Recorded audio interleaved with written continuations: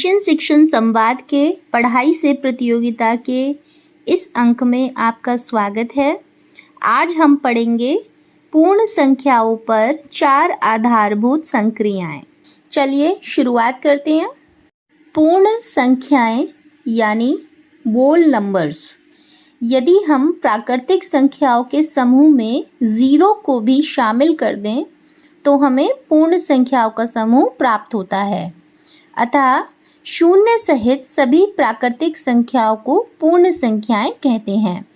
इससे पहले आपने सीखा था कि 1, 2, 3, 4 से लेके अनंत तक की जो संख्याएं होती हैं वो प्राकृतिक संख्याएं होती हैं। उन्हीं प्राकृतिक संख्याओं में अगर हम 0 को भी मिला दें तो ये पूर्ण संख्याएं कहलाती हैं और इसे W से भी डिनोट करते हैं।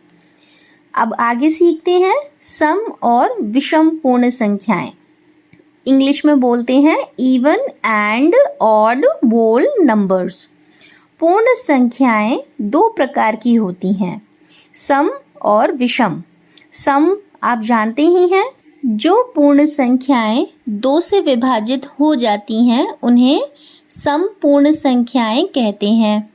उदाहरण के लिए 1 से लेके 15 के बीच की सम संख्याएं देखते हैं। तो 1 से और 15 के बीच में कौन कौन सी संख्याएं हैं जो 2 से कट जाती हैं?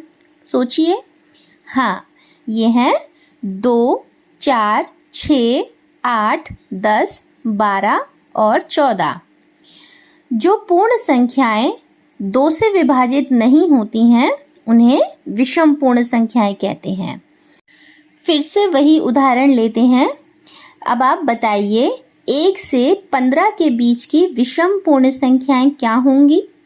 हाँ, ये हैं 3, 5, 7, 9, 11 और 13, क्योंकि इनमें से कोई भी संख्या 2 से नहीं कटती है। तो हमें ये ध्यान रखना है कि सबसे छोटी और प्राथमिक प्राकृतिक संख्या 1 है और 0 सबसे प्रारंभिक पूर्ण संख्या है। तो दिमाग में ये बात बैठा लीजिए, सबसे छोटी प्राकृतिक संख्या 1 है और सबसे छोटी पूर्ण संख्या 0 है। शीट में आगे चलते हैं।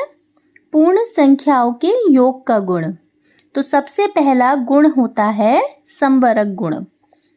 ये होता है किन्हीं 2 पूर्ण संख्याओं का योग भी एक पूर्ण संख्या ही होता है।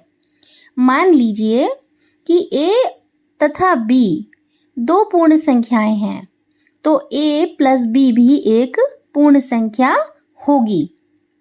इसका अर्थ हुआ कि आप कोई सी भी पूर्ण संख्याएं ले लीजिए और उन्हें जोड़िए तो उनका जो योगफल होगा वो हमेशा एक पूर्ण संख्या ही होगा। जैसे हम 6 में 5 को जोड़ें तो हमें क्या मिलता है? 11, और 11 भी एक पूर्ण संख्या है। इसी तरह से अगर हम 15 में 6 को जोड़ें तो कितना मिलेगा? 21, ये भी एक पूर्ण संख्या है। तो किन्हीं 2 पूर्ण संख्याओं का योगफल भी एक पूर्ण संख्या ही होता है। इसे समवर्ग गुण कहते हैं। आगे है क्रम विनिमय गुण। किन्हीं 2 पूर्ण संख्याओं को किसी भी क्रम में जोड़ने पर योगफल समान ही रहता है। यदि A और B 2 पूर्ण संख्याएं हैं तो चाहे हम A में B को जोड़ें या फिर B में A को जोड़ें तो उत्तर यानी योगफल हमेशा बराबर ही होगा। जैसे 4 और 7 2 पूर्ण संख्याएं हैं, तो अगर हम 4 में 7 को जोड़ें तो भी 11 आएगा, या 7 में 4 को जोड़ें तो भी 11 आएगा। अतः 4 + 7 = 7 + 4। इसे कहते हैं क्रम विनिमय गुण। आगे सहचर्य गुण। 3 या अधिक पूर्ण संख्याओं को किसी भी क्रम में जोड़ने पर योगफल समान ही रहता है। यदि A, B तथा C 3 पूर्ण संख्याएं हैं तो A प्लस ब्रैकेट में B प्लस C बराबर होगा ब्रैकेट में A plus B plus C के। आपने बोर्ड मास पढ़ा हुआ है तो बोर्ड मास में हम जानते हैं कि ब्रैकेट को हम पहले सॉल्व करते हैं। तो यहाँ ए बी सी की जगह पे कुछ संख्याएं ले लेते हैं, 3, 4 और 5 ले लेते हैं। तो 3 प्लस ब्रैकेट में 4 प्लस 5, इसे सॉल्व करें तो ब्रैकेट पहले सॉल्व करेंगे, 4 और 5 को जोड़ेंगे तो मिलेगा 9 और हमें उसमें 3 जोड़ना है, तो ये कितना हो गया 12। 3 और 9 12। आगे अगर हम ब्रैकेट पहले लगा दें, यानी कि 3 प्लस 4 को ब्रैकेट में रखें और उसमें 5 जोड़ दें, तो हमें क्या मिलेगा, 3 और 4 को जोड़ें तो मिलेगा 7 और उसमें भी अगर 5 जोड़ें तो मिलेगा 12। अतः 3 प्लस ब्रैकेट में 4 प्लस 5 बराबर होगा ब्रैकेट में 3 प्लस 4 प्लस 5 के। आगे पढ़ते हैं योग तत्समक गुण। अब ये क्या होता है, किसी भी पूर्ण संख्या में 0 जोड़ने पर योगफल वही पूर्ण संख्या रहती है। हमने ये आपको छोटी क्लासेस में भी बताया है कि किसी भी संख्या में अगर 0 जोड़ते हैं तो उत्तर वही संख्या आता है। यदि a एक पूर्ण संख्या है तो a प्लस 0 बराबर होगा 0 प्लस a के, जो कि बराबर होगा स्वयं a के। जैसे 143 में अगर 0 जोड़ दें तो क्या मिलेगा, 143 मिलेगा। 2851 में 0 जोड़ दें तो क्या मिलेगा, 2851 ही मिलेगा। और 0 में 143 जोड़ेंगे तो भी 143 मिलेगा। तो शून्य को तत्समक अवयव कहते हैं। बच्चों ये बात ध्यान रखना, पेपर में पूछा जाता है कि योग का तत्समक अवयव क्या है, तो आपको 4 विकल्प मिलेंगे, उसमें 0 आपका सही उत्तर होगा। इंग्लिश में 0 is the identity element for addition. उचित पुनः स्थापन द्वारा निम्नलिखित का योग ज्ञात कीजिए और योग में प्रयुक्त गुण भी लिखिए। हमारे सामने पहला क्वेश्चन है 1637 प्लस 1305 प्लस 363। तो सबसे पहले हमें ये देखना है कि कौन कौन सी संख्याएं ऐसी हैं जिसके इकाई के अंक को जोड़ने पर हमें 10 मिल जाएगा। तो यहाँ पे हमें ये 1637 और 363 ये 2 संख्याएं दिख रही हैं जिसमें इकाई का अंक है 7 और 3। 7 और 3 को जोड़ें तो हमें मिलेगा 10। और साहचर्य नियम में हमने ये पढ़ा है कि संख्याओं को अगर हम आगे पीछे जोड़ दें तो उसके योगफल पर कोई प्रभाव नहीं पड़ता है। तो हम 1637 में 363 को पहले जोड़ेंगे, तो चलिए जोड़ते हैं। तो ये हो गया 2000 और 2000 में 1305 जोड़ेंगे तो सीधा सीधा हमें मिल गया 3305। अब अगला क्वेश्चन है 2062 प्लस 353 प्लस 1438 प्लस 547। अब इसमें भी साहचर्य गुण लगा के हम आगे पीछे संख्याओं को जोड़ लेंगे तो उत्तर पर कोई प्रभाव नहीं पड़ेगा। तो हम क्या करेंगे, इकाई का अंक देखेंगे कौन कौन सी संख्याएं हैं जिनका इकाई का अंक जोड़ने पे 10 मिल रहा है। तो ध्यान से देखिए, यहाँ पर 2062 और 1438 इनको जोड़ते हैं तो यहाँ इकाई का अंक 2 और 8 है, जिसे जोड़ने पे हमें 10 मिल रहा है। इसी तरह से जो बाकी की 2 संख्याएं हैं 353 और 547, इसमें इकाई का अंक है 3 और 7, जिन्हें जोड़ने पे हमें 10 मिल रहा है। तो हम 2062 को 1438 के साथ जोड़ लेंगे और 353 को 547 के साथ जोड़ लेंगे। तो झटपट से करके बताओ कितना आया। हाँ, ये आया 3500 प्लस 900 और इसको तो हम उंगली पे जोड़ सकते हैं। 3500 में 900 जोड़ेंगे तो उत्तर आएगा 4400। तो ये हमारा उत्तर हुआ और इसमें गुण लगा है योग का साहचर्य गुण।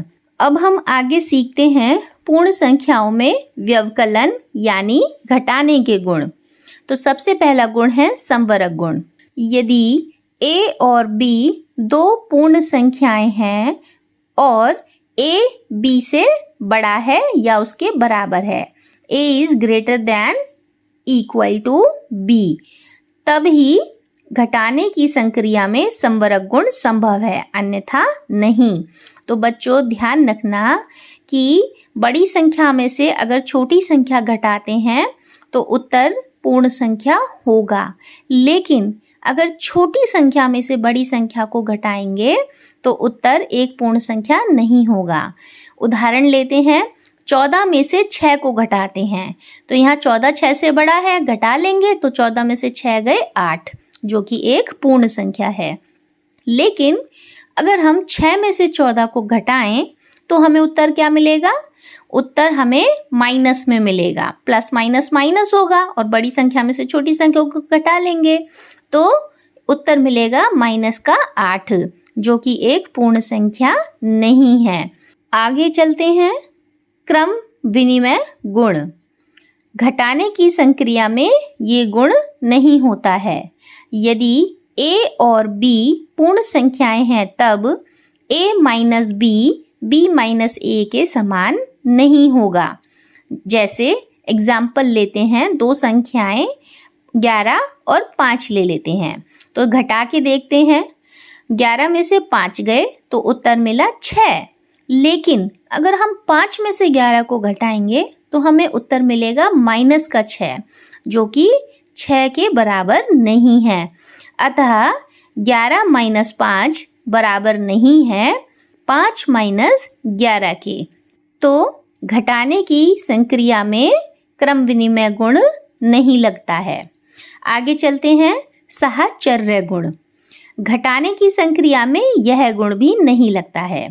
यदि a, b तथा c पूर्ण संख्याएं हैं और c 0 के बराबर नहीं है, तब ब्रैकेट में a - b - c बराबर नहीं होगा ब्रैकेट में a - b - c के।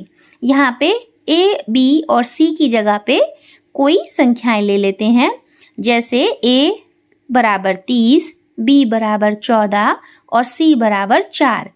तब देखते हैं, ब्रैकेट में 30 - 14 - 4 बराबर, बोर्ड मास के अकॉर्डिंग ब्रैकेट पहले सॉल्व करेंगे।